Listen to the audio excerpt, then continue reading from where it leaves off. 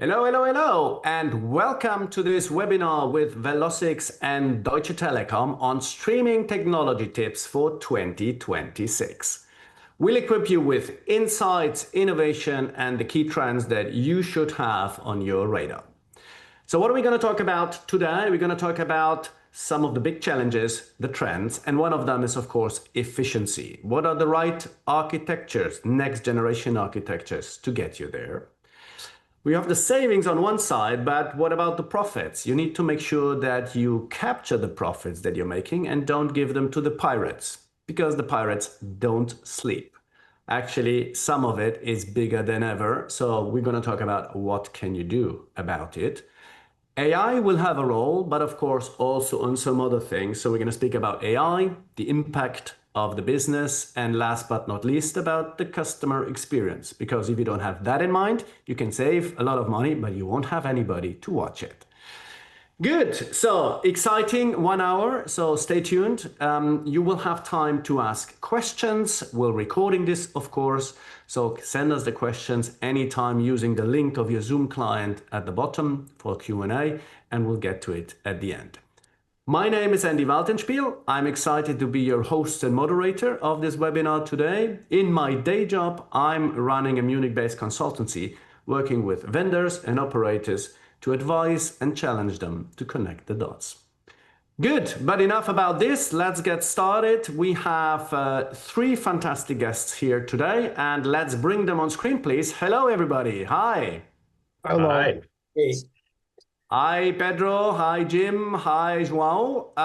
I'll let you introduce yourself and your company, and then we'll jump in. So maybe, Pedro, you want to go first, please? Of course, Andy. Thank you very much. First and foremost, thank you for the invitation. It's great to be here. So I'm Pedro Bandeira. So I'm Senior Vice President at Deutsche Telekom, responsible for home products. So as you know, Deutsche Telekom is the biggest telecommunications operator in the world, specifically in Europe, with operations across 10 different countries. We have almost 10 million TV customers in Europe and way over 20 million fixed broadband customers also in Europe. We also have a controlling interest in the US with T-Mobile US that has been also the growth engine of the company. I'm very excited to be here to talk about two things that I love. So first and foremost, TV, but TV is built on top of connectivity, and that's the second part that I love to reflect upon and to discuss. So thank you for the invitation, and let's talk. Thanks, Pedro, for being here. And the funny part is, Pedro being Portuguese is in Bonn today. Me being German, I'm in Lisbon today, in the middle of a general strike. But internet seems to work. Thank you, 𝗏 or Vodafone. I'm on a 𝗏 Wi-Fi. So good. Jim, please go. You want to go next? Sure. I'm Brickmeier. I'm CEO of Velocix. If you're not familiar with Velocix, we're a video streaming technology and services company. So we sell solutions like content delivery networks, origin servers, and control plane products, including an analytics framework that's an open analytics framework for streaming technologies. So I'm happy to be here. Happy to be with you again, Pedro, and of course Andy and João as well. So looking forward to a good discussion today. Great segue. Thank you, Jim. And João, yeah, a few words about yourself, please. Yeah, so my name is João Tavares. I'm the product manager for Velocix Analytics product and also for all the Velocix hardware and cloud platforms. And basically my day-to-day is all about, identifying and pursuing the best opportunities to create value to our customers by leveraging infrastructure performance and efficiency, but also by ensuring a strong data quality foundation that we can really generate outstanding insights powered by AI. So that's my mission. Great. So, three experts in the field, but before we jump in, let's set the scene. Pedro, you just said it, you're one of the leading, well, not the leading provider of telco in Europe, and not just there. Give us a quick run through. What are the key trends that you're seeing impacting the business, apart from, yes, we need to save cost and AI? What are the things that keep you up at night, if any? So many, actually. So our industry is actually changing so fast. It's actually difficult to know where to start. So one thing that has become a very hot topic over the last few months has been satellite direct to handset. And what does it mean for telecommunications operators, right? So it's a threat. It's also potentially an opportunity. Everyone saw the announcement that Elon Musk did. What does it mean for us? So that's one of the things that keeps me up at night. Second one, of course, around TV, and that's very much in continuity. TV has been for the last, I would say, at least 5 to 7 years under pressure. And that pressure is really now materializing from companies that are offering super aggregation TV services that are actually coming from outside the telco industry. I've been saying this for at least 7 years. Those are the guys that I'm competing against. Don't take it the wrong way, but the competition on the telco space is not enough to keep me awake at night. What's coming from outside the industry is really what's keeping me awake at night. Now, what is also keeping me awake at night for the good reasons is AI, and how it is actually shaping our industry across so many different lens. From AI as a productivity tool, how it has changed the way that I work with my team, how we have become a team that is delivering so much faster and with better quality compared with what we were only 1 year ago. This goes from prototyping to actually code delivery. It's really a huge game changer. But also on how we interact with customers. How do we interact with customers? AI is also a big game changer, from support to actually how we put products, and TV is one of those examples, how we put a product, an AI-based product in front of the customer. So many opportunities. I'm actually staying awake at night thinking about all of the good things that we can do with AI. Well, we'll talk about some of them later in this session. Great. Thank you, Pedro, for that. Lots of stuff. Jim, you work with some of the who is who. We just saw the logos in the telco space. So what do you hear from them? What keeps them busy? And what do you add to what Pedro already said? Yeah, so I mean, we definitely hear some of the things that Pedro mentioned, in particular that interest in AI has been very persistent, and we see lots of, everybody's got buzzwords with respect to what they're talking about with AI, but truth be told, we're at the early days here of AI implementations in the media space, and how do you actually leverage AI to get advantages and efficiencies in the system, and what is required in order to fuel some of those AI engines as well? So we hear a lot of interest in customers in the underlying data that can be used to go ahead and train models and to be leveraged for some of the AI capabilities within the context of video streaming. And of course, a persistent focus, as you heard from Pedro, competitively, there is a lot of pressure within the industry to perform and to make sure that the costs are as low as possible and that the efficiency is as high as possible. And so we hear a lot from our customers around how to make systems more and more efficient over time, right? So it's something that we spend a lot of time on, and we'll actually talk a bit today about some new concepts around control plane, what we call control plane, which is designed to provide some of those efficiencies in these hybrid cloud networks, where it's not just a singular technology under the covers that's used to interface with customers and deliver video, but it really is a bunch of different technologies spread across a bunch of different environments. And so that's an area that we're placing a lot of attention on, that trying to respond to customer needs around how to make this hybrid, complex, somewhat fragmented technology landscape look a bit more manageable over time, and to be able to do that with fewer people and with better information to make decisions. Good. Yeah. So power is nothing without control. So having great control planes that get a view of everything in one view, of course, is the best. Let's talk about that in a bit. But João, from your perspective, so what are the big things that keep you up at night? Hopefully no outages.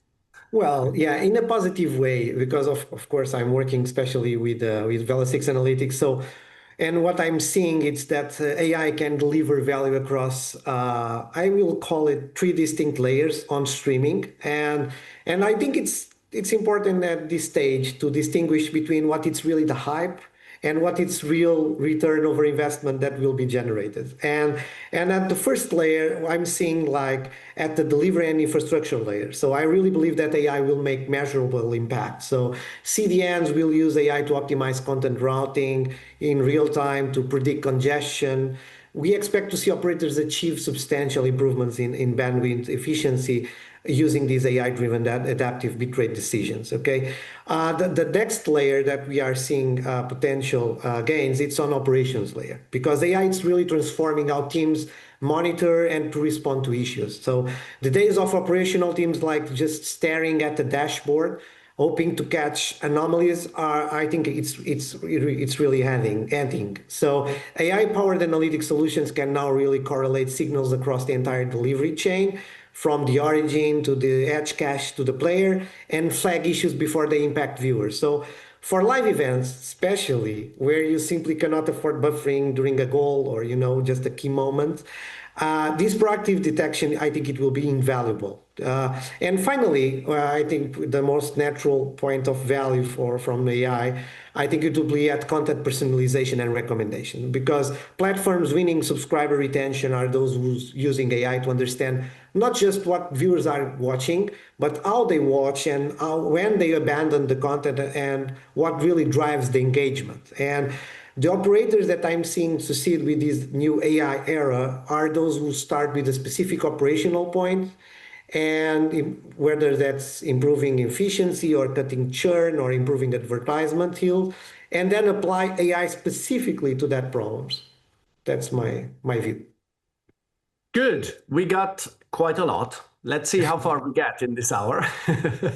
I mean, several of you mentioned efficiency, the need to cut costs. Pedro, you mentioned big competition coming from outside of telco.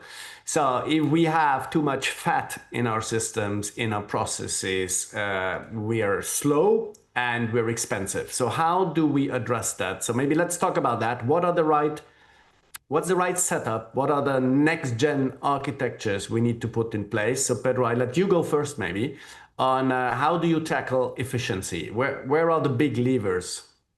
So from 30,000 feet, so this is broader than just TV, broader than just CDN. So first and foremost, we don't start from a savings perspective. The way that we are looking at AI is how do we increase productivity? So it's not about how do I decrease 30% my head count while still delivering the same. It's how do I deliver more, right? Because I'm not able to deliver everything that I can deliver, which is actually a very positive conversation. I'm happy to be in the company in which we are taking things in this direction, because I know that this is not the case for all of the telecommunications operators out there. So this is the first important thing. And here is where we have been putting our energy. So how does AI actually help us in putting, like I was mentioning before, products out faster?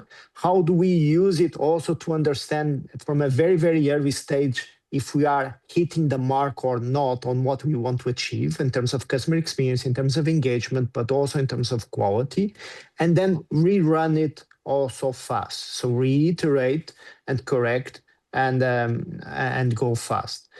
If I now zoom in specifically on TV and building on top of what João was also mentioning, I think we finally will have a solution for the biggest problem that this industry has, TV industry has, for, I would say, at least the last 10 years. And this is a huge amount of content in front of customers, 200,000, 300,000 pieces of content. Everyone is overwhelmed. I saw statistics that the average time that you actually take in browsing, trying to find stuff before actually starting to consume something, it's now going on 20 minutes. This is not what we want as an experience. So how do you break this loop? You break it through this personalization, through this fast engagement, finding content quickly, eventually content based on content. You hop from one piece of content to another piece of content. And we have tried to do this over the years with a lot of efforts through amazing graphical interfaces that unfortunately are only used to its full potential by a very small part of our customer base. Why? Because it's not natural. What's natural is really to engage like we are engaging now in the conversation, and out of it, reach an output, reach an outcome. With AI-based voice interaction, this is what we'll be delivering to our customer base. And I believe this will be the biggest change that we'll see on TV. And I think it brings a lot of opportunities on how we create closer connections to users, how we connect to their emotions. And entertainment was always very much about emotions, how you create positive and negative emotions, but at least create some emotion while you are trying to enjoy content. So I'm really looking forward, and we as a company are heavily working on this and should be able very, very soon to start delivering meaningful new things to our customer base. Pedro, was that a hidden announcement of something big coming from Deutsche Telekom soon? I almost sounded like it. No. It's not an announcement. It's what we do. So we lead the way, right? So we understand what is shaping the industry, and we don't wait for someone to do it. We step forward and do it. So it's not an announcement.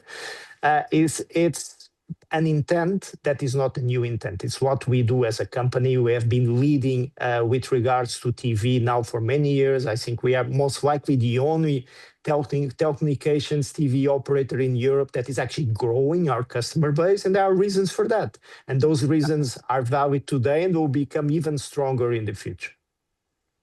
Very good. So watch this space. Jim, from your side, I mean, Pedro talked a lot about AI, what it can do, super aggregation, time to market. How can you help with what you do?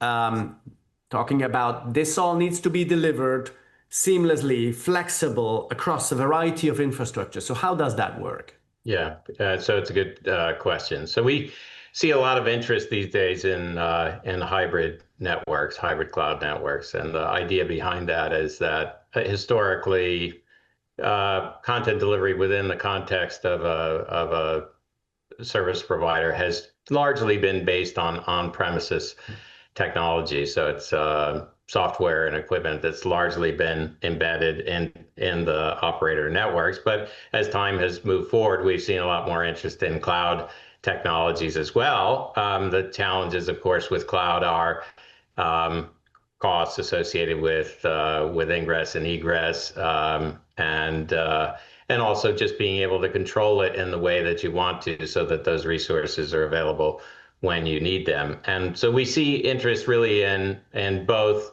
aspects of content delivery, both the on-premises, which tends to be the most cost-effective for steady state kinds of demand profiles, and then the flexibility that cloud provides, so that when you hit these instances where you have live events and the traffic volumes are going up dramatically, that operators have the ability to flex that capacity as needed for the duration of that event and then spin it back down. What we also see is that with the introduction of these different kinds of systems, that it becomes more complex to manage across those systems and get consistent data, and to leverage information in the network for things like AI-based decision making. And so that's an area where we see a lot of opportunity for efficiency, is in trying to take some of these underlying platforms, and not just within the CDN platform, but when we look at rights management, we look at client technologies and other sorts of components associated with the content delivery chain, and trying to fit that into a framework where we have better visibility across the entire network of exactly what is happening, and we provide some consistency across those various networks so that you have a common framework by which to manage your business. And so that's when we talk about control planes, that's what we're talking about, as a way of managing some consistency and improving some of the decision making across the underlying platforms there. We do believe that data is a key component to the future of how content is going to be delivered and made more efficient.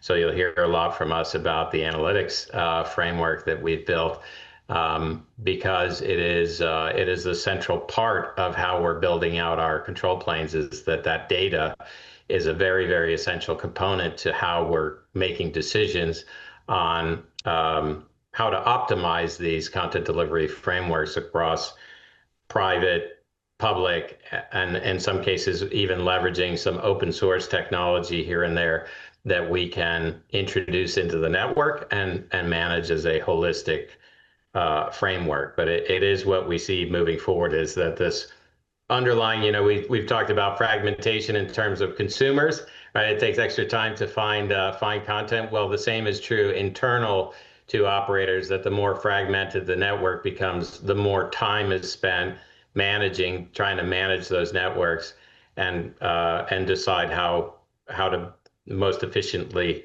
operate those platforms. What we're looking to do, much like Pedro's comment about trying to make it easier for consumers, is really to make it easier for operators to manage and operate those systems over time. Yeah, and I mean, João mentioned it before, like use AI to identify the best routing, predict congestions based on that. So, but you can't manage something where you can't measure. So maybe, João, that brings us exactly to your point that you were making before. So how does it work? Because not everybody, you use public CDNs, private CDNs, on stuff, on-prem. How do you bake all that into, is it one control plane? Is it multiple ones? I mean, what's realistic here?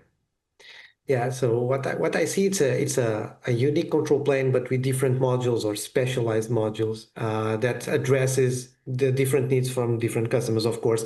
But for me, the control plane conversation is fundamentally about who owns the intelligence in the delivery workflow.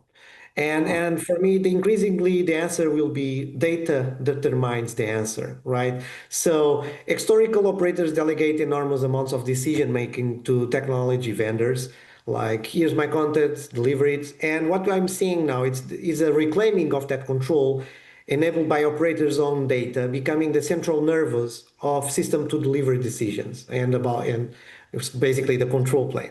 And of course, we have natural examples or natural use cases. One of them, it's like multi-CDN orchestration.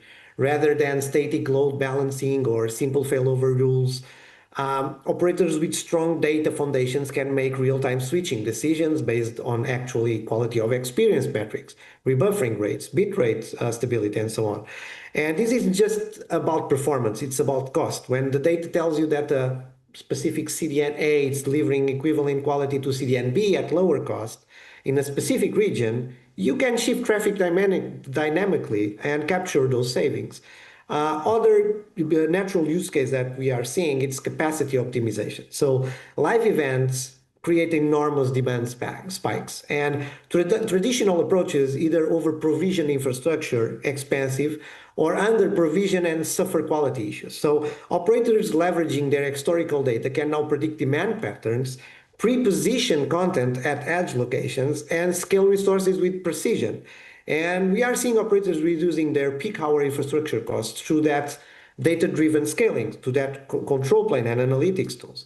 But what it's really, let me say, exciting more about data in control plane, it's the foundation for a personalized delivery economics. Meaning, when you understand which subscriber generates, for example, more advertising revenue, or it's at a risk for churn, or which tolerates slightly lower bit rates, you can make nuanced delivery decisions that optimize for business outcomes, not just for technical metrics. So just to wrap up, so for me, the current challenge for all the operators is that much of this data existing silos. So you have player analytics in one system, CDN logs in another, subscriber information somewhere else entirely. So the operators gaining competitive advantage, I believe, that are those investing in a unified data platform that can correlate these signals in real time. And that's where the control plane moves from just traffic management to real business orchestration. That's the end goal for a control plane in the future. Yeah. That sounds great. Pedro, you have mentioned you have 10 countries, not all of them using the same technology. How difficult is it to break the silo walls and harmonize? Because I think that's one of your goals to do, right? It's an ongoing process to start. It's always a challenge in terms of mindset, right? So once you go and change things, challenge things that were done in a given way, you have a natural human resistance. That being said, it's very obvious that we need the scale. We work in 10 countries. Each country will be better off if they leverage the scale from a technology perspective, from an infrastructure perspective, from a content perspective, from a product perspective. It's the scale that is making the big players successful. Netflix leverages the same approach, the same product across the different countries. Of course, catalog can be different, but that's localization. Language will be different, that's localization. All of the rest is the same. We need to do exactly the same. Are we already there? No, but we have progressed a lot over the last few years. So I would say that we are 70% there. There are still the last 30% remaining. It's actually interesting that CDN is one of the last pieces that is not yet fully harmonized. It's a focus area now for 2026 for sure, because when I look at CDN, I need to reflect upon what defines a great TV service. And in my mind, there are three things that define a great TV service. The quality, and this, I'm talking about the video quality. You don't get buffering, you don't get freezes, but also the quality from a navigation perspective. You click and it happens. So things happen, the system is responsive. So this is number one. Number two is content, of course. Content is king. You need to have all of the content. You need to super aggregate. And the third piece that we were previously discussing is the content discovery journeys. How easy do you make them for the customer? But now, zooming back to the first one, if quality is not there, you can have all of the content and you will not perform.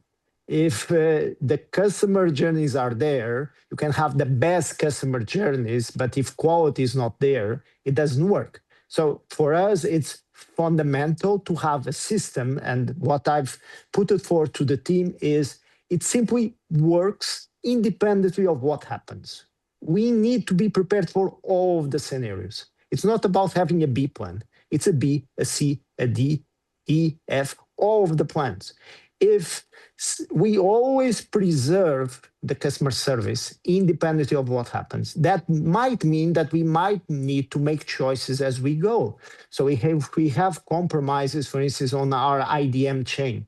Okay, I prefer to give more service than less service, but my customers will always get access to what they are paying for. And this is where I feel also that AI will help us, or is helping us already now, building on top of what João was mentioning, how we become more outcome driven, because it's the outcome that matters. And the outcome is the service needs to work. What are the pieces that make it work? What are the pieces that are important, the ones that are less important? And how do you compromise across the chain to reach this? And a full centralized view of this is very important. We actually started this not now, several years back. Everything that we do, all of the data that we collect is in a central data lake, in a central repository. We have a holistic view. Our problem is not the data. Our problem or our challenge or our opportunities, how we do more with that data in terms of real-time insights and actions that are triggered out of those, but also for offline, how do we get better in terms of visualization tools with that data? Yeah, so you have a lot of data, but you need to be able to use it, make the right decisions based out of it. And then, of course, AI massively helps. I remember once seeing a nice phrase saying content is king, like you just said, but delivery is King Kong. Because if you have one, but the other not, then, well, I won't. I second that. I second that. Yes. Cool. So we have a new title for the webinar. Huh? Good. Let's, in face of time, let's move on. So we talked about efficiency, data, AI. We covered already a lot. But in the end, we want to make money. We're not doing this for social reasons, right? So you want to do profit, create shareholder value. If you don't capture your profit, it's a problem. And piracy is, unfortunately, still on the rise. So we hear CDN leeching. You can buy piracy as a service. PaaS is a term that exists now. How bad is it? And maybe I start with you, Jim. So what do you see from some of your customers? What do they tell you? Are they aware even what's happening? Back to, do I have the control plane, the observability that I need? So where is the state of the nation? Yeah, so I think everybody, general consensus is that there is piracy going on. And the belief is that it's actually quite high. But I do think, when you go operator to operator, the availability of information with respect to how substantial the impact is not great, right? There are clearly some instances, some examples that folks have seen where there are actually businesses that are effectively stealing streams off of service provider systems and charging customers to leverage that. So we know that there is piracy in almost every network that is out there. The question is, how substantial is that piracy? And we've heard numbers that are quite staggering. In fact, with some of the larger operators looking at it, thinking that 30–40% even of the traffic that they see at various points in their network is derived from piracy, which is a lot, right? I mean, that is a shocking number when you hear it. So what does piracy do? Number one, when you have a lot of pirated streams on your network, you are consuming bandwidth that could be used for other paying subscribers, right? So if you have contention on your network during peak times, you may be having traffic from folks that ultimately are not paying for the amount of traffic that they're pulling off of those systems. And so that is a loss, an opportunity loss for operators. And then, of course, there are those folks that are subscribing to these pirated platforms that could be paying subscribers doing it legally. And so one of the objectives of trying to manage some of the piracy is not just tearing down and cutting off those customers from accessing the system, but really encouraging people to come and subscribe to the services in a legal way. And so the question is, what do you do actually once you detect that there is piracy on these platforms? How do you address it? Are you just tearing down the streams? Are you providing a mechanism for people to recognize that they're viewing a pirated stream and to manage them over into a paid kind of a subscription? That's an ideal scenario where perhaps you can generate growth through the fact that you have folks there that are clearly interested in the content, but may be accessing it through illegitimate means.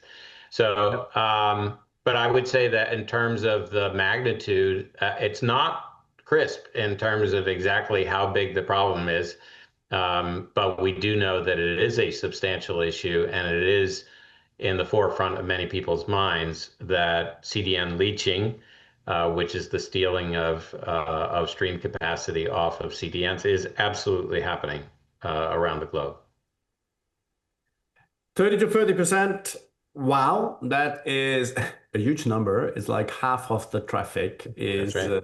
Up to half of the traffic is pirate traffic. So Pedro, you want to say something on Deutsche Telekom Yes. or the industry itself, if you don't want to give first? Let's start with a historic perspective, and I think it's interesting to see how things are evolved. And Andy, also in your previous lives, you have also been exposed to this. So we are not discussing here box security, right? We have moved on.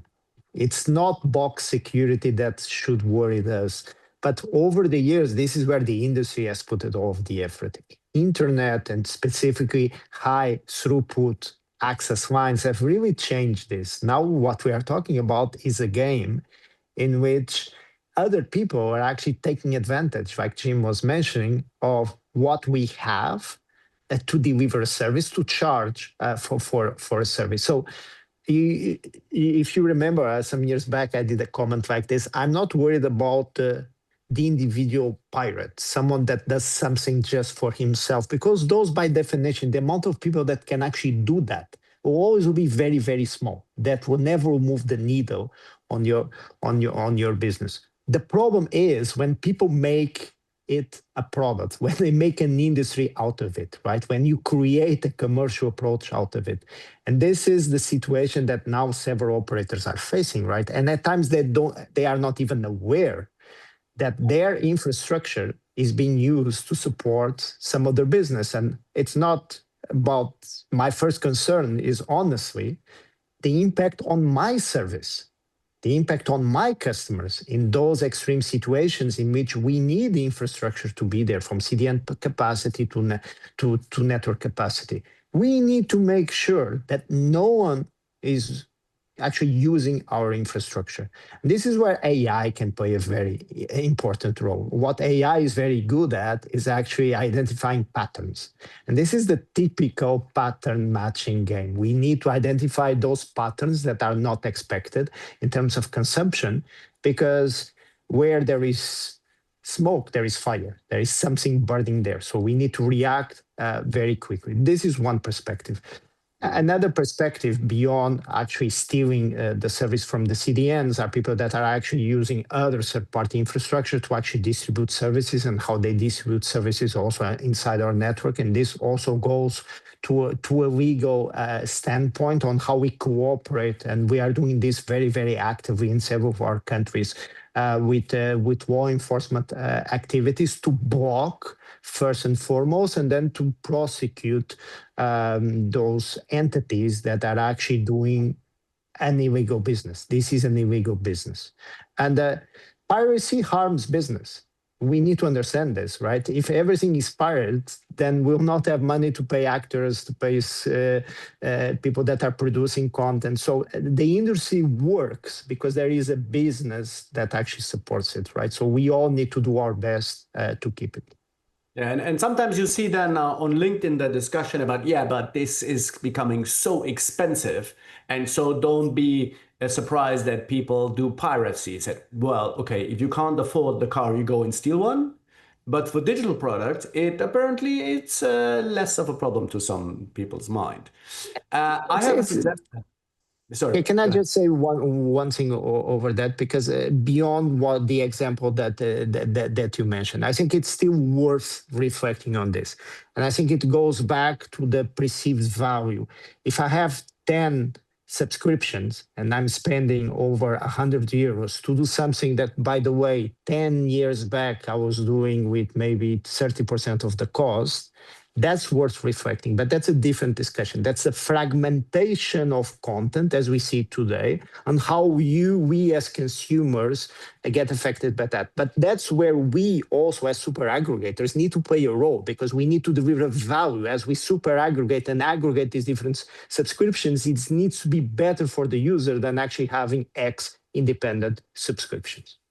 Yeah, so having been at Future of TV Advertising conference in London yesterday, so if we go back to when Netflix came and said it's 10 euros and DAZN said it's 10 euros, their economics was not about making money, they were about growth, and that was good enough for their stock price. Now they realized, oh, we need to increase the price because we're not profitable.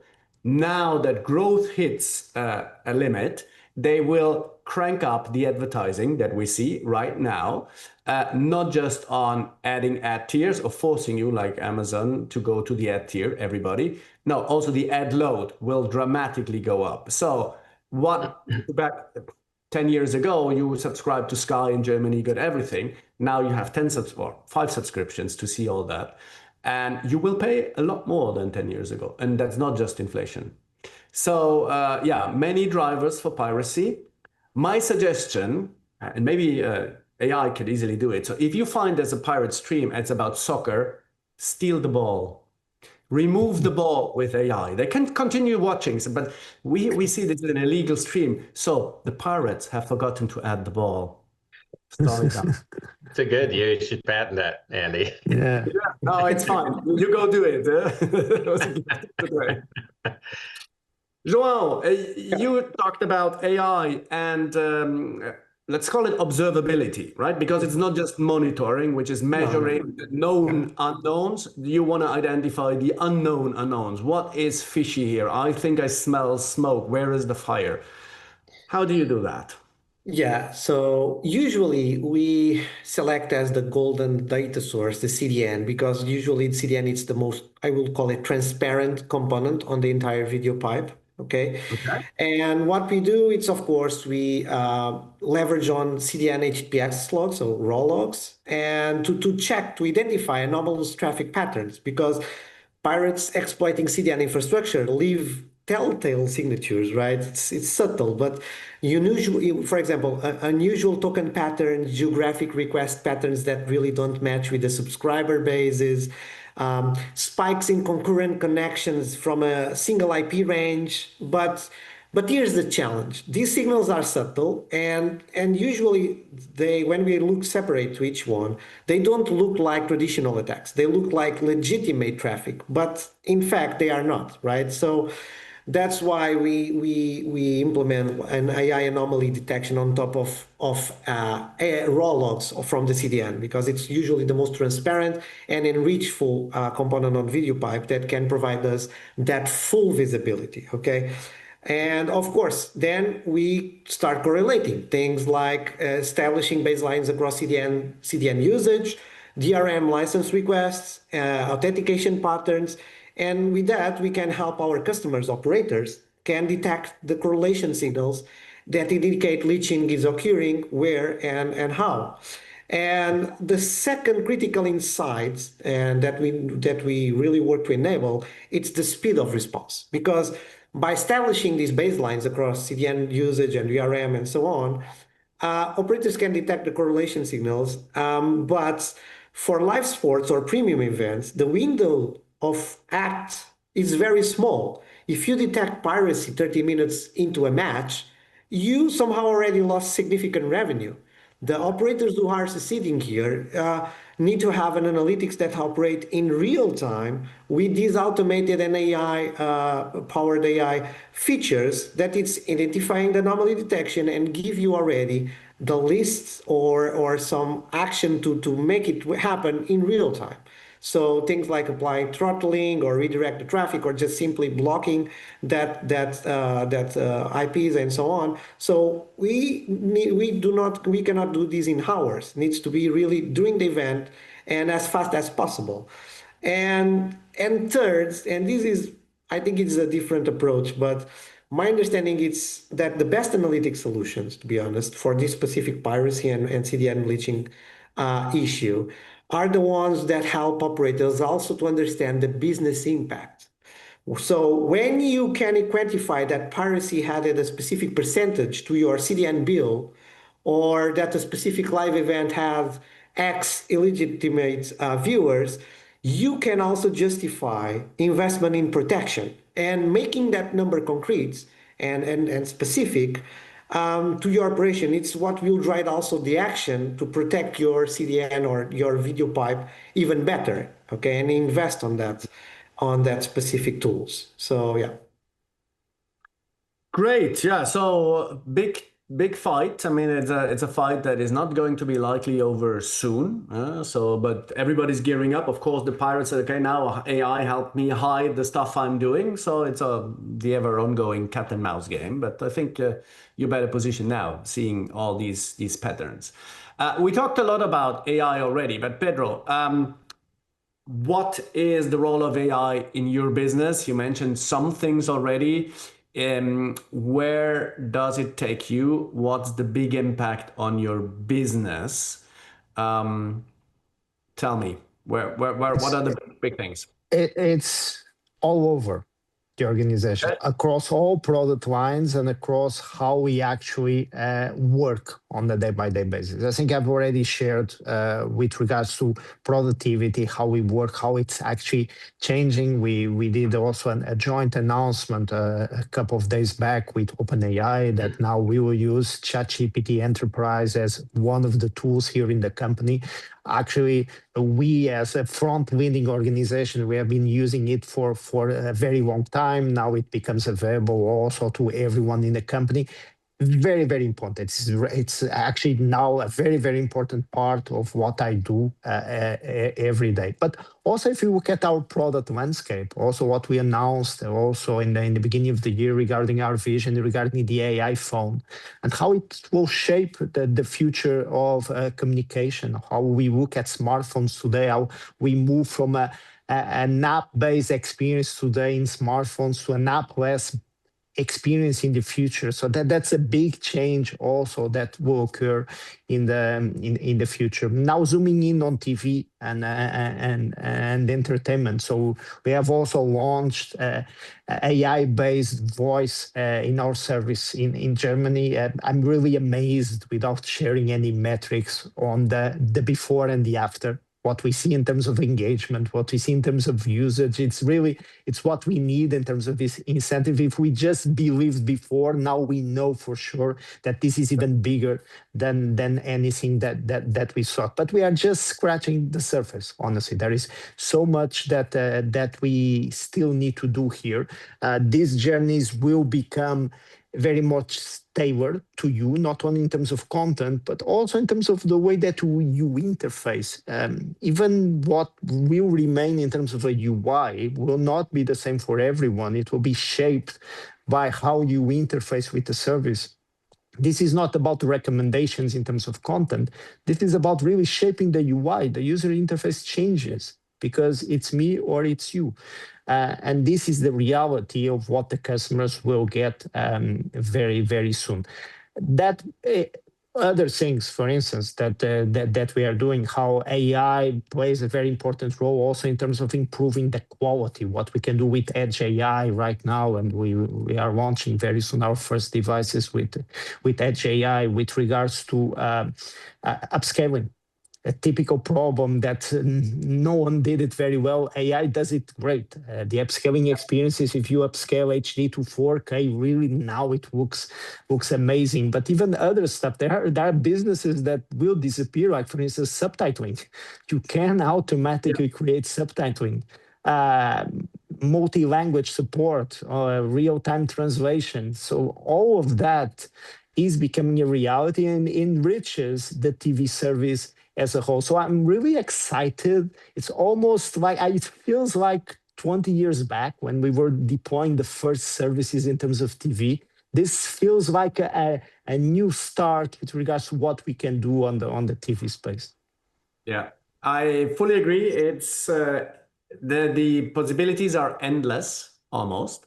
You will have some, and some of the stuff already works really well with algorithms. As TikTok, I'm not a TikTok user, full disclosure, but if I were to start now, by this evening, they would know what I like. But that's a personal device. If I'm on a living room device, let's take a CTV, smart TV, Samsung, LG, whoever, or I take a set-top box, it's a device used by many people. And so far, it's been difficult to get people to press on profiles. I mean, it works for Netflix, for others. So how do you solve that one? That's not trivial. It's a very interesting question. So there are several technology. Let's start first with the technology. Millimeter wave radar that solves that problem was never a possibility because of the cost. Too high of a cost to actually put it on a device. That's really changing. It's really, really changing. So now you can get very, very cost-efficient solutions with millimeter wave radar. So your ability to actually figure out who is in front of the TV. But going with a more, let's call it cost-efficient technology, Wi-Fi sensing, it's still a technology that is evolving. It's still not there. It cannot do anything near what millimeter wave can actually do. But it can already tell me if there is 1, 2, 3, or 4 persons in front of the TV. It cannot tell me who is there, but it's already very important to understand what's happening. So it's already a beginning. So this is the technology approach. There is the other approach, let's call it the product approach on how you solve the problem. I'm with you. If you ask people to actually activate a profile, we were never able to actually make it work. But now with AI, it becomes easier because once again, pattern identification, this is where AI actually excels. We can automatically detect and push a profile because we feel it's Andy that is right now, given the pattern of usage that I'm seeing. And it's not only content, it's the way that you interact. Maybe you're also interacting by voice, and then it becomes easier because I can fingerprint your voice compared with anyone else in the home. So there are different possibilities on how we solve this equation. What I can tell you for sure is that this equation is solved. Now, the differentiation will be between the different players on how we actually, what is the solution that we put out to actually have this personalized experience. Okay, so we'll see how it works in your next product launch or ongoing product launch. Jim, on your side, and João, agentic AI is the buzzword of the year. I was recently moderating a conference for Microsoft, and the biggest distributor said 2026 is the year of agents. How quickly do you see telco operators, pay TV operators adopt that really? Yeah, well, it's a good question. I think, we see in our business as an example, 2026 is absolutely the year of agentic AI. I think everybody in the industry, everybody started with AI back with machine learning. And then the interest was in doing generative AI and using generative AI tasks. Agentic is really now the current focus. And what does that mean, right? What does agentic AI mean? And so what we see here is much like Pedro said at the beginning, like the focus for AI within our business is increasing the productivity of our team so that we can generate more features and introduce new products more quickly. And we see that at our customers as well. How can we apply some of these AI agents, which in my view act effectively like an individual, right? So each agent can have particular tasks that it runs off on, and it acts autonomously, fully autonomously, much like an employee would, right? You give them a task and they go off and perform that function and make decisions in real time to go ahead and complete that task. So the question for us is, how do you leverage this new team effectively of the AI agents so that you can improve the accuracy, the productivity, and so on? And it is not a homogeneous environment, right? We see that different language models, as an example, perform different functions better than others. So at times you may have multiple agents running and communicating with each other and creating like a team of agents that work collectively to try to address a particular topic or task. And so we see a lot more of that, is like understanding how AI can be used and those agents can be used collaboratively to solve problems that maybe a single AI model might not be able to address quite as effectively or as quickly. is how do you leverage that agentic component to create real positive business outcomes?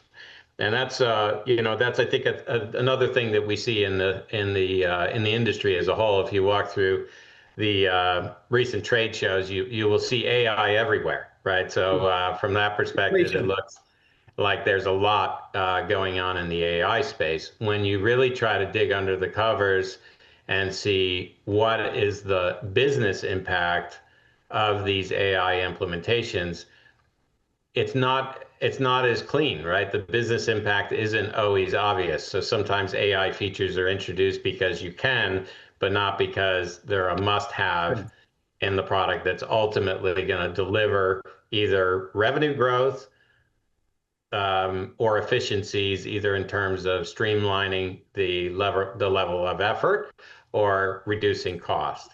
And so that's the key focus, I think, for AI. As Pedro had mentioned, like trying to prioritize where you use AI, because there are so many potential opportunities for where you apply it, is the key focus for us and for many of our customers, is looking at it and saying, what are the top 3, 4, 5 things that I should be doing with AI to improve the business, not the 100 things that I could be doing with AI that may or may not actually generate distinct, measurable business value. Yeah.